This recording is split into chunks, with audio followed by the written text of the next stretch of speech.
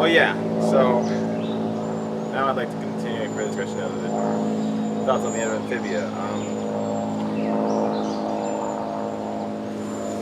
I think one of the really cool things about watching earlier episodes of Amphibia, like going back to watch season 1 2 years later, is that you get to start to notice earlier plot threads being resolved or continued upon later, like Wally and Ann.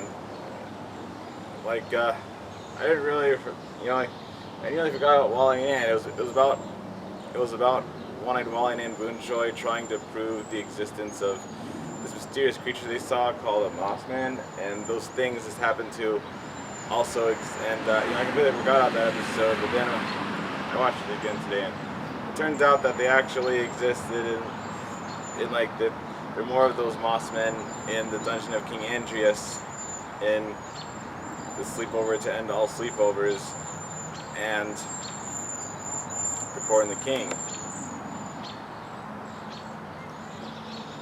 And there's a scene in the beginning of the end that reminds us of when the plot thread with the Mossmen originally started in Wally and Ann, in which a Mossman saves Wally from one of Andreas' evil robots, and then he says to the citizens of Warwood who are fighting with him, "See, I told you it was real." And then Mrs. Kroger said, "That's a lot to process, but okay." So, yeah, even though Wally taught Ann not to care about what other people think, what other people or what other dogs think of them. Yeah, though it wasn't really important to try to prove that the Mossmen were real, but I'm glad that Wally finally got his wish for that towards the end, to help Mrs. Coker and everyone else who didn't believe him to realize that, well, maybe he wasn't so crazy after all, since we finally got to see one of those Mossmen he was telling us about.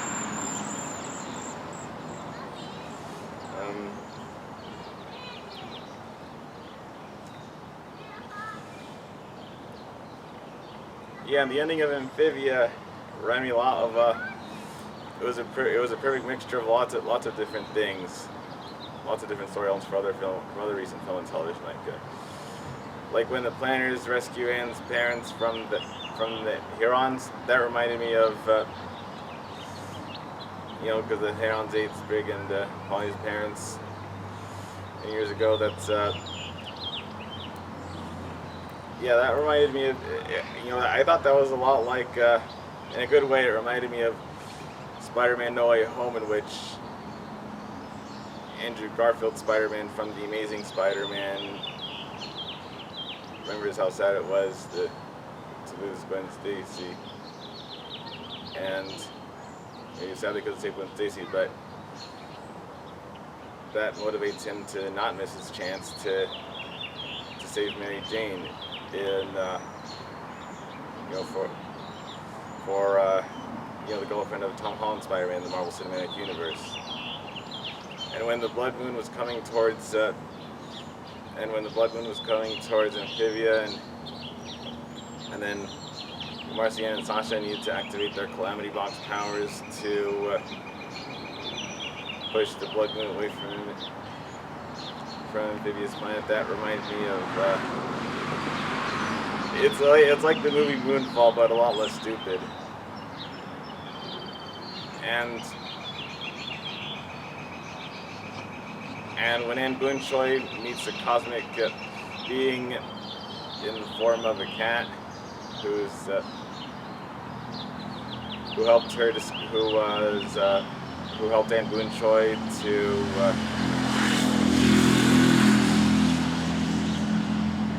help Anne Boonshoy discover her true purpose in the universe when she wasn't really sure who she wanted to be growing up. at the beginning of her journey, the day before her 13th birthday, which is when the Climbing Box originally sent her to Amphibia with Sasha and Marcy. Yeah, I thought that was a lot. Actually, in a way, that reminded me of. It's kind of like with QB and kind of like QB talking to Madoka Kaname in Magical Girl Madoka Magic. Except of course, Magic. But Madoka Magica was a lot more dark and violent than Amphibia was. And in hindsight, it actually kind of makes sense now that they had. Now I actually kind of see why Cassandra Lee Morris, who originally voiced QB in the English dub of Madoka Magica, got to play a leaf planter in The Court and the King. When Jason Ritter voiced from Gravity Falls voiced Beryl, and Zeno Robinson, who we all know and love as the Good Patrick from Craig of the Creek, played the young Andreas.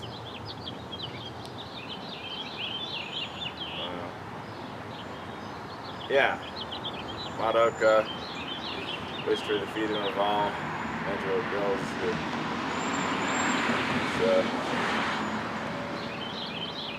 who were trapped in their fate in the end of Madoka Magica,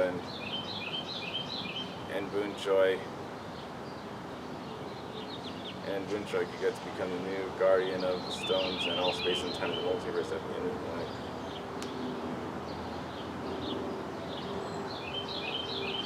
I mean, I know that. Okay, if you see an alternate ending animatic from the Metal where Darcy Wu brutally murders and Boonchoi at the end of an alternate ending of the beginning of the end, that's not real. That was very TVMA. There's no way Amphibia would show a human being. No way Amphibia would be allowed to animate a human being getting stabbed and bleeding red human blood out of his throat. That would be virtually sad and violent. Marcy acted to kill Anne that way. That would be even sadder than the ending of Allegiant. That I'm glad they didn't film. That's why you see that. That's why I mentioned the Allegiant in my previous video. When Prep Brand reminded me of when CinemaSins, with all the comparisons to the Huntington's Invasion, asked if this is a crossover by chance when this girl in a training simulation for Beatrice Pryor, Ryan Hill Kennett, and Severine's little sister Prim. It's I peeked at. I haven't really read the third Divergent book, Legion, but I have peeked at the end of it. So I know it's a really sad ending, and at first I was disappointed, but that they didn't make that. They only filmed part 1 of Legion. But after hearing about this from Caleb Joseph, what the ending could have been like if they actually chosen to film the second half of the Legion book, I'm glad it didn't end that way. I'm glad that original film adaptations didn't end that way. So Beatrice got to stay alive in the end.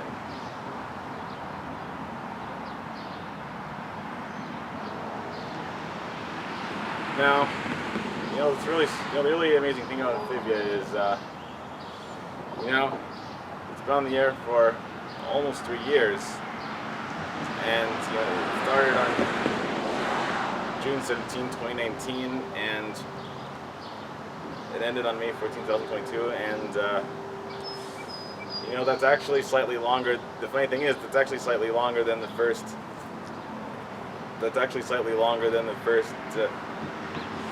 Season of the VeggieTales Show, which aired from October 22nd, 2019 until April 1st, 2022 on the TBN streaming service. And all the while, Kara Buckland, the new voice of Laura, Kara Tenguer, she was in Rankiel's Tales of Ladybug and Cat Noir, and she was in a few of the same episodes as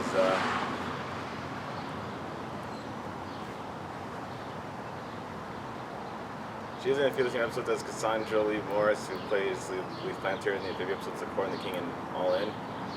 And Kurt Buckman was also in some of the same Miraculous Tales of Ladybug and Cat Noir episodes as Sabrina Glow, who stars in the Morphle series with her sister Cassie Glow, who in turn voiced Molly Joe in the Amphibia episode Spider Sprig. It's an Amphibia series has been running for nearly as long as the Morphle series, which I think actually think Sabrina started working in the Morphle series back in 2015. But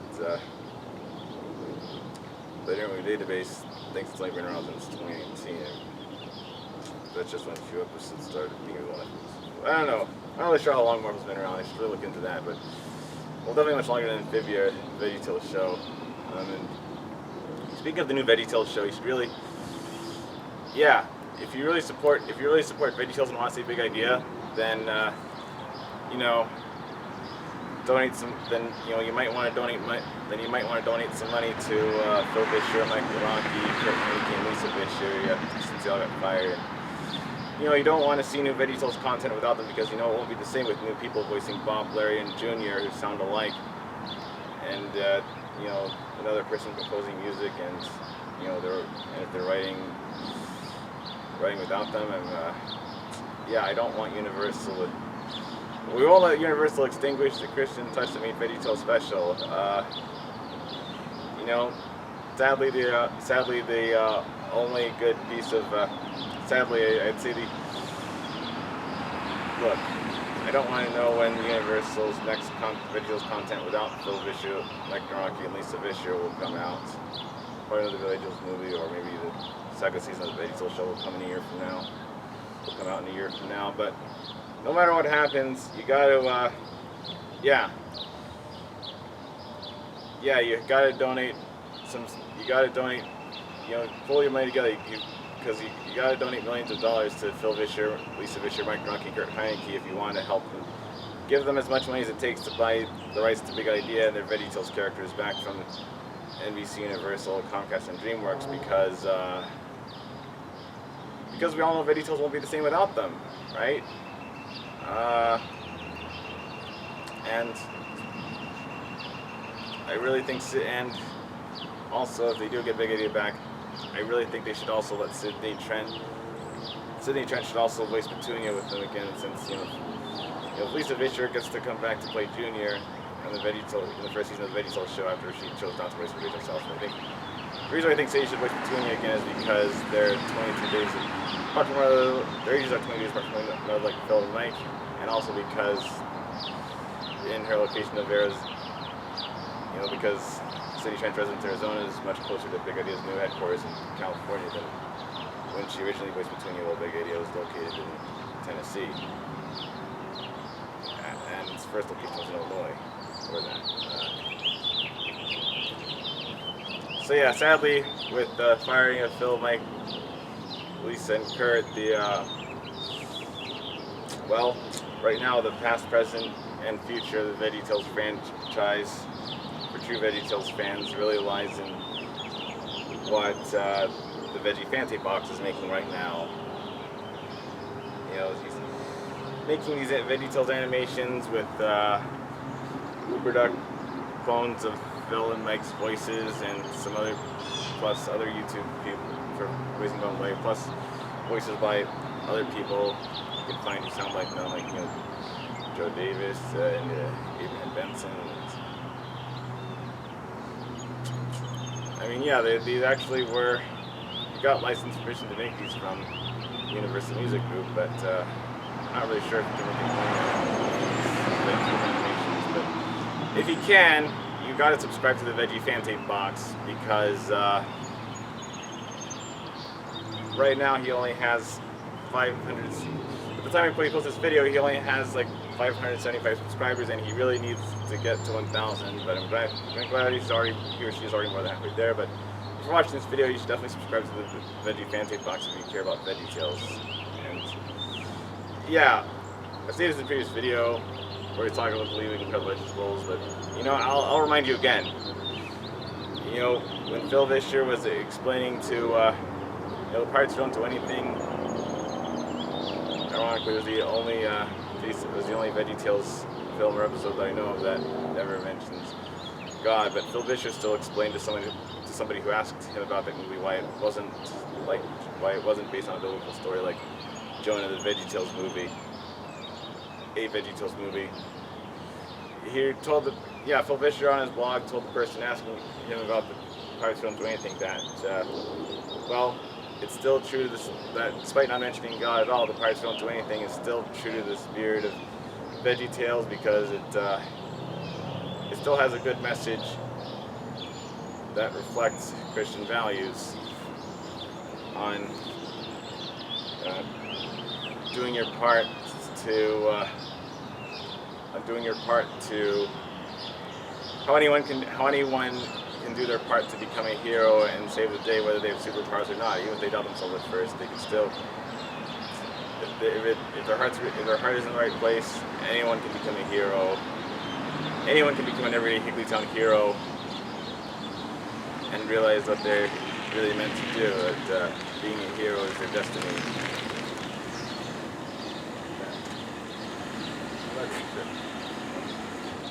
And, you know, which coincidentally is also very true of Anne Boonchoi's entire character arc from the rest of, which is also true of, you know, what the message that Phil Vischer applied to George, Sedgwick, and Elliot in the parts Don't Do Anything, where they doubt themselves at first, but they learn to become the heroes that somebody else believes they are or can become. That's also in Boonchoi's entire character arc. It's also in Boonchoi's entire character arc in the third season of Amphibia. It's not for the whole show. Oh wow, yeah, actually I'm a bit surprised at how talking about VeggieTales, going off on a tangent of VeggieTales, something brought me back to Amphibia. Okay, so yeah, that's what I'm doing my part to spread the message that Universal needs, that we all need to vote to, or donate to, do whatever we can to persuade Universal that VeggieTales won't be a profitable investment if they continue without the original people they fired who made VeggieTales as good as it is.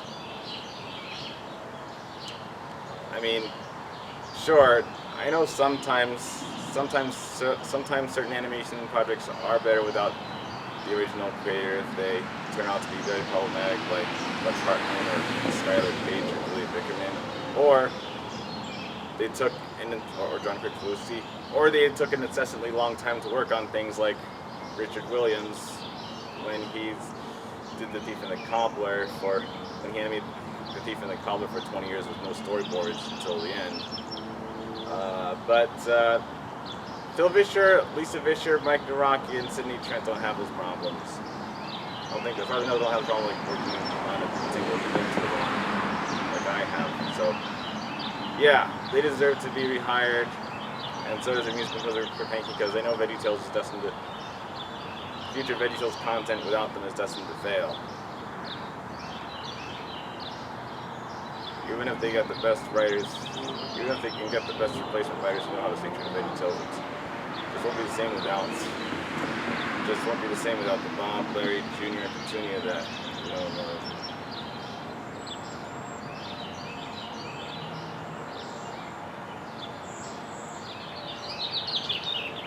And so yeah, I think it's getting on. Yeah, it's kind of interesting how. You know, people who are waiting for the entire VeggieTales show to finish airing its first season had the whole Amphibia series and Miraculous Tales of Blade and Cat Noir and more full of watch while they're at it. And you know what? I noticed that like in the Powerpuff Girls, there were a few like when Blossom had red hair, Bubbles had yellow hair, and Buttercup had black hair. You know, there were quite a few different possible additions for Fourth Paw Patrol who had brown hair, like Princess Morbucks, that spoiled rich kid who wore a gold version of the Powerpuff Girls superhero outfit because she wanted to be like them. She also has a new actor in the new series, in the 2016 series, like the other Teenage Powerpuff Girls have.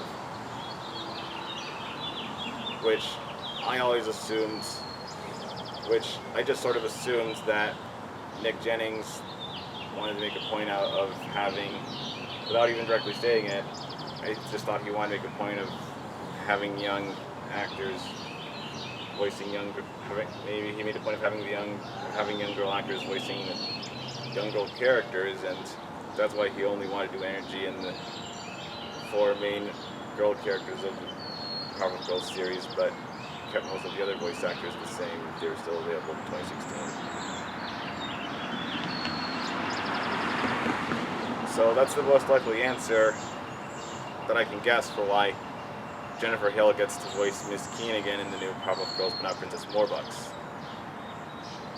And another brown-haired 4th edition was Bunny from the episode Twisted Sister. Remember that episode? It was a very bittersweet ending with how Bunny, the deformed Powerpuff Girl, actually couldn't tell apart good from evil, which caused a lot of problems when she set the bad guys free and they attacked the other 3 Powerpuff Girls, and Bunny sacrificed herself to save them. She was too unstable and she blew up in the process, and the narrator cried. Alright, and the Powerpuff Girls were also sad because Bunny was nice to everyone, even the bad people. And the narrator cried. For the first and final time, the day is saved. Thanks to Bunny. Go to commercial. And, oh yeah, and another possible 4th Powerpuff Girls edition that the original 1998 series had, who had to have brown hair, was that squirrel that Bubbles helped out from the episode Straight Bullet. She inadvertently fed Cameron Clark from him, and then he got the powers of Spirit Feed and Fight like the other Powerpuff Girls have, and he had the yellow, behind it a yellow streak of light, just like how, sort of like how Blossom has a red or pink streak, Bubbles a blue streak, and Buttercup has a green streak. Things like that.